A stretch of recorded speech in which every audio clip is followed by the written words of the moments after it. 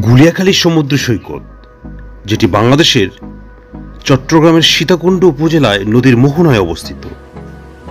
এটি মুরাদপুর সৈকত নামে পরিচিত। সমুদ্র সৈকতটিকে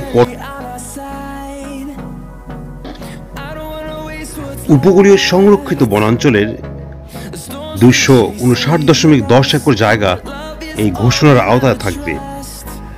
সৈকতটি সম্পর্কে ধারণা কম থাকায় পূর্বে এখানে মানুষের সমাগম কম হতো।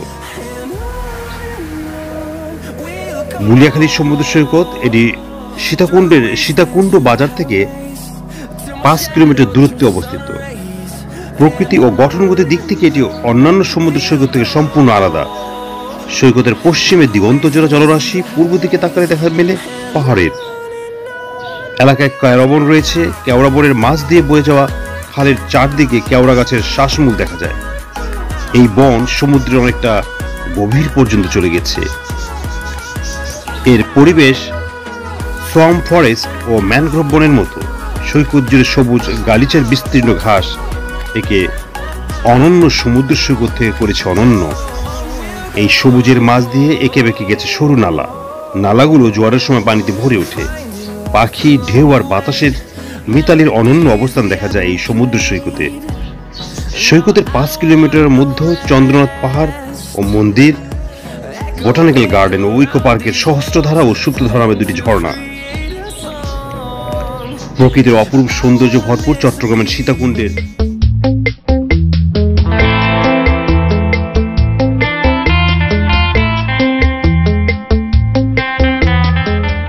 পটিয়া রাজবাড়ি বা পাচানি জমিদের বাড়ি হচ্ছে মহারানী হেমন্ত কুমারী দেবীর বাসভবন। বাংলার প্রত্নতাত্ত্বিক ঐতিহ্যের মধ্যে রাজশাহীর পুটিয়া রাজবাড়ি অন্যতম। 1895 সালে মহারানী হেমন্ত কুমারী দেবী আকর্ষণীয় ইন্দো ইউরোপীয় স্থাপত্য রীতিতে আয়তাকার দ্বিতল বর্তমান রাজবাড়িটি নির্মাণ করেন। আপনার ভিডিওতে পুটিয়া রাজবাড়ির বিভিন্ন অংশ দেখছেন। রাজশাহী জেলা সদর হতে 32 কিলোমিটার উত্তর পূর্বে নাটোর মহাসড়ক অভিমুখে বাঘা পুটিয়া জেলা সড়কের পাশে এই পুটিয়া রাজবাড়ি। বাসে করে দেশের যে কোনো স্থান হতে পুটিয়া আসা যায় এবং ট্রেনে করে নাটোর অথবা রাজশাহী নেমে সড়ক পথে সহজে আসা যায়। সপ্তদশ শতকে মোগল আমলে তৎকালীন বাংলার বিভিন্ন রাজ্যের মধ্যে পুটিয়া জমিদারি ছিল প্রাচীনতম।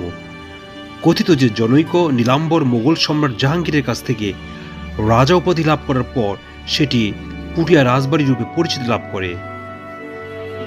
আর সেই সময়কাল হচ্ছে 1605 থেকে 27 খ্রিস্টাব্দ। 1744 সালে জমিদারি ভাগ হয়। সেই ভাগাভাগিতে জমিদারের বড় ছেলে পান সম্পত্তির 5.5 আনা এবং অন্য 3 ছেলে পান 3.5 আনা। 1950 সাল পর্যন্ত জমিদারি প্রথা ছিল। প্রথা বিলুপ্ত হলে পুটিয়া রাজবাড়ির জমিদারিও বিলুপ্ত হয়।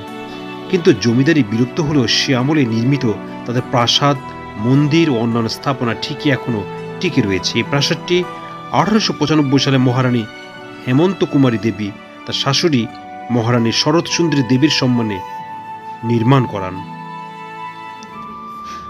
ভবনের সম্মুখ ভাগে স্তম্ভ অলঙ্করণ, কাঠের কাজ, কক্ষের দেয়ালে ও দরজার উপর ফুল ও লতাপাতার চিত্রকর্ম চমৎকার নির্মাণ শৈলীর পরিচয় বহন করে। রাজবাড়ির ছাদ সমতল ছাদে লোহার বিম, কাঠের বর্গা এবং টালি ব্যবহৃত হয়েছে। নিরাপত্তার জন্য রাজবাড়ির চারপাশে পরিখা খনন করা হয়েছিল। পুটিয়া রাজবাড়ির আশেপাশে 6টি রাজদিঘি আছে। প্রত্যেকটি দিঘির আয়তন হয় 6 একর। মন্দির আছে 6টি, সবচেয়ে বড় শিব মন্দির। এছাড়া আছে রাধা গোবিন্দ মন্দির, গোপাল মন্দির, গোবিন্দ মন্দির, দোল মঞ্চ ইত্যাদি। প্রতিটি মন্দিরের দেয়ালে অপূর্ব সব পোড়ামাটির ফলকের কারুকাজ।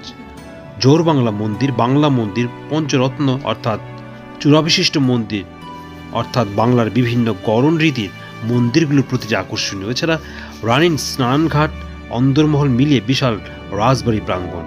পুটিয়া রাজবাড়ির চারদিকে পরিখা দ্বারা পরিবেষ্টিত। শত্রুরা যাতে সহজে